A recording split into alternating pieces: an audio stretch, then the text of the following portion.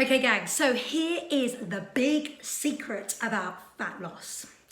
And the big secret is there's no secret. This hasn't changed since I became an instructor like 24 years ago. Weight loss, fat loss is very, very simple.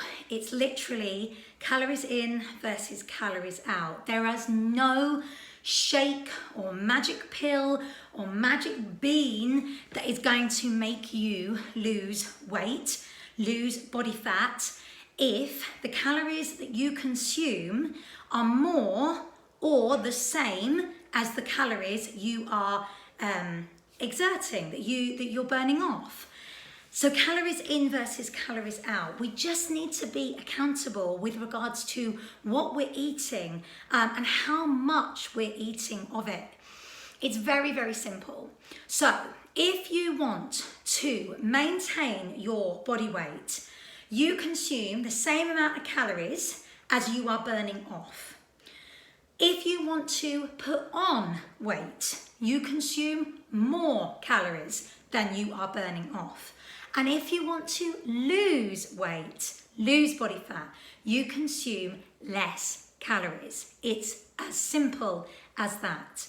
And I don't want to sound condescending or, patronizing in any way, shape or form, but there are so many kind of fads out there at the moment, and literally as we've come out of or coming out of this pandemic, everyone and their brother seems to be an expert with regards to this. Everyone wants to sell you their shake, their pill, their workout.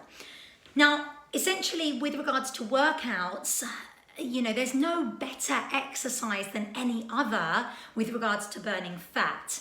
If you are doing any type of exercise and you are burning off more calories than you're consuming, it doesn't matter what it is. It doesn't matter whether it's HIIT training, whether it's cardio, whether it's, doing body weight exercises. If it's making you burn more calories than you are consuming, you will lose body weight. You'll lose body fat. But I think there's a lot of people out there that are trying to sell you their products, sell you their workouts, sell you their kind of formula, and there's no kind of specific diet that's going to do that for you. They are just literally pulling on your heartstrings because they know that you might be absolutely desperate to change your body shape and change your, the way that you look. And I think we really have to think about who we're actually listening to. Be very, very careful that you are taking advice from people who are properly qualified and who know what they're talking about. That they've essentially got the qualifications behind what they're saying. It's not that they are just reeling off a script from a pyramid marketing program, or they're being told to say this or told to do these videos to make you buy their product. There really isn't any deep secret. There isn't any new diet that's kind of gonna make you do that. The big thing is being accountable and actually making sure that if you're tracking calories, you are tracking them truthfully, you are tracking them correctly, and that you are accountable for absolutely everything that you're consuming, that you don't just forget that caramel latte and muffin that you had in your break, or that glass of wine that you had with your dinner, or those 2 chocolate biscuits you had just before bed. You actually are accountable for absolutely everything, and that you track everything, and you know how many calories you're consuming, and you know how many calories you are then burning off with regards to the exercise and the activities that you're doing.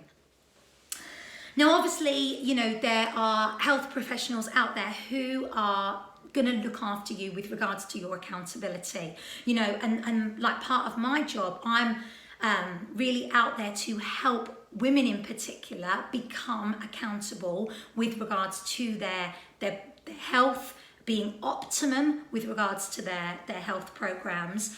But I really aren't giving anyone a specific diet. There's no fad, there's no kind of new revolution, because there isn't any. It's always been the same. It's always been the same with regards to weight loss. Calories in versus calories out, and actually acknowledging how many calories that you are burning off. Now, I'm not also saying that you should do anything silly with regards to reducing the amount of calories that you're consuming, like starting to cut out meals. Absolutely, categorically not.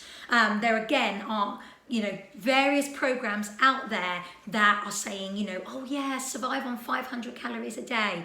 Absolutely not saying that at all. But definitely you can think about switching things around. So whether or not you eat 3 meals a day or whether you eat 4 to 5 meals a day, you can switch around the things that you're eating so that you are consuming less calories but still eating that meal. For instance, a 2-egg omelette with vegetables has got a lot less calories in it than a bowl of cereal with fruit and yogurt. And that's just kind of like, you know, switching that breakfast around and making it so that there are less calories, less sugar consumed within that meal. You're not having to cut the meal. Essentially, the meal is still just as big and, if not more, filling than ever. And the problem is when you start, you know, doing something really drastic, like reducing it down to like 500 calories a day, or, you know, cutting out meals, it's not sustainable. You're not going to be able to sustain that for life. And what's going to happen is you're going to feel deprived, and then you're just going to completely fall off the wagon and then feel that awful sensation of self-sabotage, that you're kind of going through that hamster wheel again, where essentially you've tried to do something, you've failed, you've completely gone off the wagon and gone kind of full circle, and then you feel terrible. So my advice to you is to, you know, think about this logically and be accountable to what you are consuming and to what you are actually doing exercise-wise. What I will let you know is that when you get past 40, and talking from somebody who knows, things do change. You know, your testosterone levels will drop. Your metabolism will change. So please don't expect the things that you did when you were 20 to work when you're 40 or you're 50 or plus, because they won't, because your body is not the same, i.e. your hormone levels are changing all the time.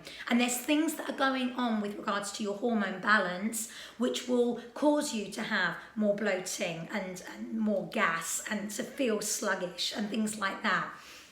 And because your testosterone levels have dropped, and because your metabolism has changed as you're getting older, you've got to switch things up a little bit as well.